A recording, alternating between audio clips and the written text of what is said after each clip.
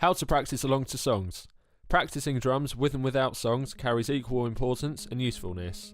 Playing along to pre-recorded songs or backing tracks gives musical context to your drum parts, so it helps you work on your timekeeping, rhythmic feel and improvising. It's worth making sure you consider these 3 points to make the most of your practice time.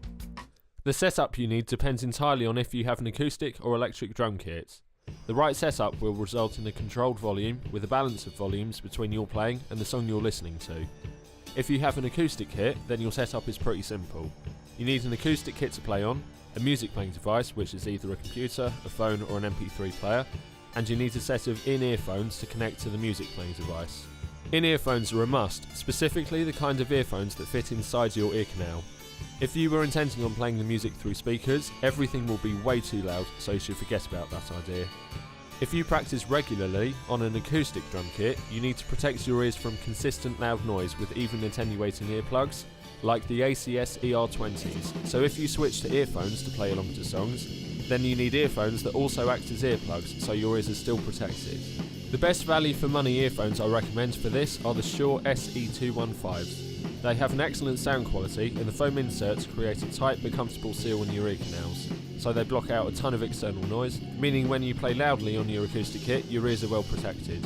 This means the overall volume of your practice along with songs can be controlled to a safe volume. Cheaper in-earphones, like those from Skullcandy, don't block out as much external sound, so it means that your ears are not as well protected.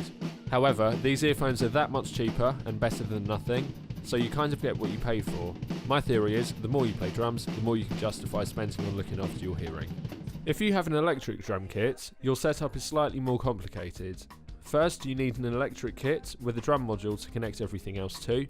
Next, you need a music playing device which needs to connect to your eKit module, normally using a stereo 1/8" jack-to-jack cable from the headphone port of your music playing device, going to the aux-in or mix-in port of your eKit module.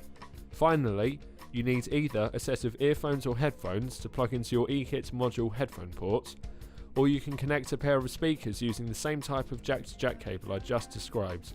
If you require a different connection size, you can buy converters to turn your 1/8" jack into a 1/4" jack or vice versa.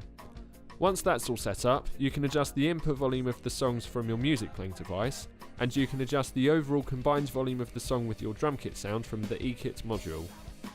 If you've practiced playing a particular drumming idea and want to apply it to a random song, you should know what song is appropriate to play the idea along with.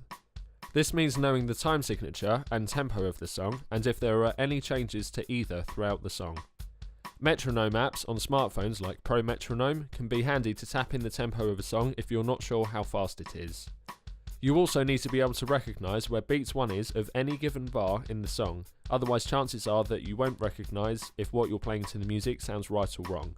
You can use the lists on my website for suggestions of songs to play along with, categorised by time signatures and tempos. Lastly, it's stating the obvious, but you're way more likely to improve how you play a particular idea on the drums if you practice it first before playing it along to music.